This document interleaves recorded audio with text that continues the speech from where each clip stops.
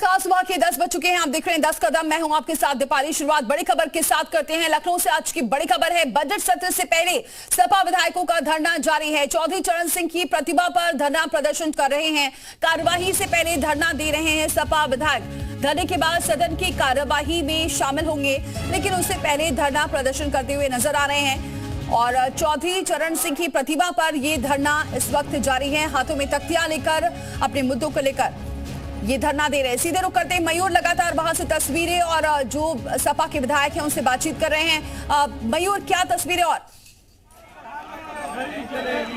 बिल्कुल, देखिए लगातार ये प्रदर्शन चल रहा है और 10 बजे से इसको शुरू होना था, लेकिन पहले ही जो सपा के विधायक हैं वो हाथों में अपने बैनर पोस्टर लेकर जो उनकी मांगे हैं, जो डिमांड हैं और जिन मुद्दों पर सहमति बनी है अखिलेश यादव के साथ बैठकर और सभी विधायकों को निर्देश दिए गए हैं, उन मुद्दों को यहाँ पर घेरने का काम करेगी समाजवादी पार्टी। हमारे साथ कुछ विधायक हैं। सर, आपके पास ना रोजगार ना स्वरोजगार, युवाओं पर हो रहा अत्याचार, रोजगार का एक बड़ा मुद्दा इस बार रहेगा सदन में? बिल्कुल रहेगा। हम देख रहे हैं कैसे हमारे पढ़े लिखे नौजवान साथी बेरोजगारी की तरफ धकेले जा रहे हैं। उनके साथ जो नाइंसाफी हो रही है, ना उनके सेल्फ एम्प्लॉयमेंट के लिए कोई योजना है, ना उनके रोजगार के लिए कोई योजना है। हमारे आज के नौजवान दूसरे जगहों पर पलायन करके नौकरी करने का प्रयास कर रहे हैं। बहुत ही दुख की बात है कि हमारी देश के प्रदेश की सरकार रोजगार देने में नाकाम है। देखिए, इनका कहना है कि रोजगार भी एक बड़ा मुद्दा है जिसको यहाँ पर समाजवादी पार्टी उठाएगी। सर, आप कौन से मुद्दे ने? तो रोजगार की बात कर दी, इसके अलावा कौन सा बड़ा मुद्दा है जो इस बार सदन में उठने वाला है? लगातार 3 साल भारतीय जनता पार्टी की सरकार के हो गए। भारतीय जनता पार्टी ने चाहे रोजगार का सवाल हो, चाहे भ्रष्टाचार का सवाल हो, किसानों को सम्मान देने का या उनको किसानों को उचित कीमत देने का सवाल हो, हर मुद्दे पर भारतीय जनता पार्टी की सरकार फेल रही है। हम लोग जब भी विधानसभा चलती है सरकार को निगाह को प्रदेश की तरफ ले जाना चाहते हैं, लेकिन ये झूठी सरकार जो 2 करोड़ नौकरी का वादा किया लेकिन आज तक पूरा नहीं कर पाई है, इसलिए आज हम लोग पुनः संविधान सभा शुरू होने के पहले उनको चिताने का प्रयास कर रहे हैं। हम लोग आज यहाँ पर धरना दे रहे हैं, इसके बाद हम लोग विधानसभा में भी यानी कि धरना आप लोग देते नजर आएंगे। किसानों की बात करें, किसान का आपने यहाँ पर ये ले रखा है, उसकी आवाज उठा रहे हैं किसानों की। जो गन्ना किसानों का जो मूल्य था वो सेम रखा गया, इस बार उसको बढ़ाया नहीं गया है। गन्ना किसान मांग भी कर रहे थे, इसको लेकर भी क्या सवाल खड़ा हुआ? देखिए, हमेशा समाजवादी पार्टी किसानों के साथ है, किसानों की पार्टी है समाजवादी पार्टी। और इस मुद्दे को लेकर, क्योंकि किसानों की उन्होंने वादा किया था कि दुगनी आय करेंगे, लेकिन वो उससे सरकार फेल है। बुनकरों के लिए बदहाल है बुनकर, ना बुनकरों की तरफ देख रही है, ना बेरोजगारी की तरफ देख रही है, सिर्फ एक तरफ देख रही है हिंदू मुसलमान हो और इन्हें आपस में लड़ाओ और हम राज करें। हम ये चेताने का काम कर रहे हैं इस सरकार को, या सरकार होश में आ जाए, नहीं तो विधानसभा नहीं चलने देंगे। विधानसभा के अंदर भी हम पूरी ताकत के साथ धरना और प्रदर्शन और विरोध करेंगे। अच्छा, विधानसभा इस बार काफी लंबे समय तक चलेगी, 5 तारीख तक। समाजवादी पार्टी ये भी मांग कर रही है जिस दिन छुट्टी है उस दिन भी सदन चले, क्योंकि ज्यादा चर्चा हो सके। तो इसको लेकर भी कोई मांग की जाएगी कि छुट्टी के दिन भी चर्चा हो? पहले आज का तो निपटे, इसके बाद आगे की कार्रवाई पर। आज क्या करने जा रहे हैं जो आप कह रहे हैं कि आज का निपटे? क्या कुछ बड़ा हंगामा आज करेंगे अंदर? नहीं, जो तमाम हमारे इशू है इसको लेकर के हम करेंगे कि आज जो जैसे प्रयाग के अंदर महाकुंभ के अंदर बहुत सारे लोग मर गए और करोड़ों की गिनती तो हो जा रही है, लेकिन हजारों की गिनती एक बड़ा मुद्दा जो आंकड़ा जिसको अखिलेश यादव भी कहते हैं कि जो लोग रोज आ रहे हैं करोड़ों की संख्या में, उनकी गिनती हो जा रही, कितने श्रद्धालु आ रहे हैं, लेकिन मौतों की गिनती। लेकिन मयूर, एक सवाल ये भी है कि सदन की कार्यवाही हमेशा हंगामेदार रहती है। क्या ये शांतिपूर्ण तरीके से अपनी बातों को नहीं रख सकते? जरूरी है कि सिर्फ हंगामे के जरिए ही बात हो और उसके बाद नतीजा ये होता है कि सदन की कार्यवाही स्थगित हो जाती है और जो मुद्दे हैं वो वहीं के वहीं रह जाते हैं, उसका हल भी नहीं निकलता?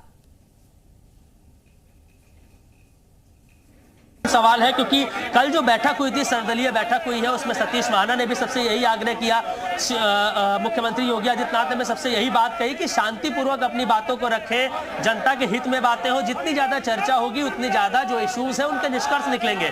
लेकिन जो प्रदर्शन है वो सपा की तरफ से हर बार किया जाता है और पहले ही देखिए शुरू हो चुका है। यहाँ पर सदन शुरू होने से पहले अभी राज्यपाल को इसी रास्ते से आना है, उनका अभिभाषण होगा, लेकिन जो प्रदर्शन है वो अभी से शुरू हो रहा है। मैम, आपसे जानना चाहेंगे, मुख्यमंत्री जी कल कह रहे थे कि शांतिपूर्वक अपनी बातें अगर रखी जाए तो अच्छा होगा, तो क्या शांतिपूर्वक चलाने में सहयोग करेंगे? और हम उम्मीद करते हैं कि अपनी बात रखेंगे, अपना विचार रखेंगे, सुझाव देंगे, आलोचना करेंगे। ये हम उम्मीद करते हैं कि वो जो कुछ कहा है उन्होंने दलीय नेताओं की बैठक में, कार्यमंत्रणा समिति में, उसका वो पालन करेंगे। और हम चाहते हैं कि सदन चले, क्योंकि सदन में कोई भी समस्या हंगामे से तय नहीं होती। चर्चा, परिचर्चा, जो संवाद, उसी से तय होती है। इसलिए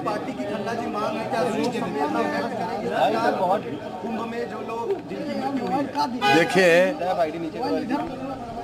कुंभ में जितनी बढ़िया व्यवस्था सरकार ने की और एक पूरे मनोयोग से की, माननीय मुख्यमंत्री जी स्वयं लगातार मॉनिटरिंग भी करते रहे और हर चीज़ का उन्होंने संज्ञान स्वयं लिया है। जो विषय आप पूछ रहे हो उस पर तो एक न्यायिक आयोग गठित है, उस पर तो हम कुछ भी नहीं कहेंगे, लेकिन ये अपने आप में काफ़ी है। तो सर, आज जो सपा का ये हंगामा है, इसको किस तरह से देखते, क्या कहेंगे? हंगामा नहीं करना चाहिए सर, राज्यपाल जी के भाषण को सुनना चाहिए। ठीक है। तो हंगामेदार रहने के आसार है, क्योंकि अभी से ही सपा का प्रदर्शन इस वक्त शुरू हो चुका है। एक सपा विधायक का बजट सत्र में शामिल होने के लिए अस्थि कलश लेकर पहुंचे, उनसे बातचीत की है हमारे संवाददाता ने। पार्टी के एमएलसी आशुतोष सिन्हा जी इस वक्त हमारे साथ हैं, एमएलसी हैं बनारस से। ये क्या लेकर पहुंचे हैं एमएलसी साहब आप यहाँ पर, और क्या कहना चाहिए? का अस्थि कलश है और नैतिकता, क्योंकि सरकार की नैतिकता मर चुकी है।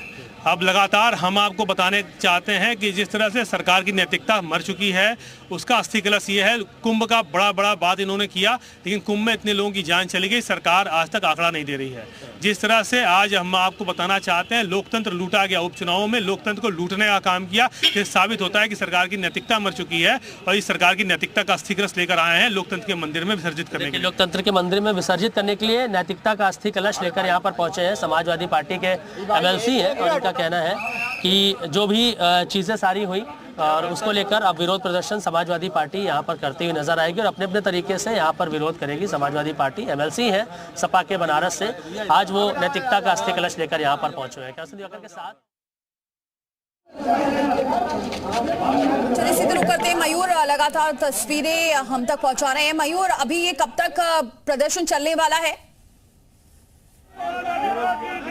अब बिल्कुल देखिए, लगभग आधे घंटे का ये पूरा प्रदर्शन चलेगा और नेता विपक्षी दल जो है माता प्रसाद पांडे भी इस वक्त आ चुके हैं यहाँ पर। उनसे हम बात करने का एक बार प्रयास करेंगे। समाजवादी पार्टी के विधायक लगातार प्रदर्शन कर रहे हैं। सर, एक मिनट बात करना चाहते हैं यहाँ पर माता प्रसाद पांडे।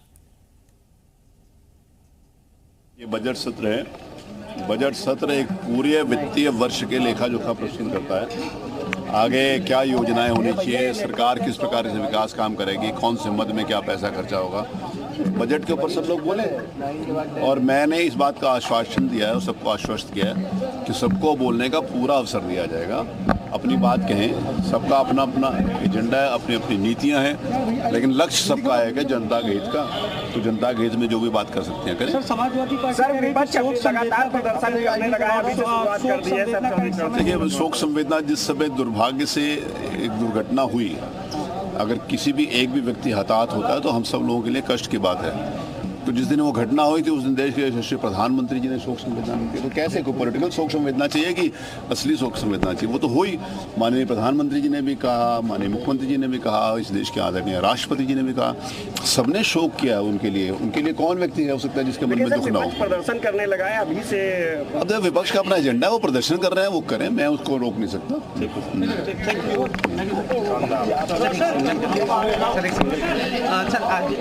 विधानसभा कोशिश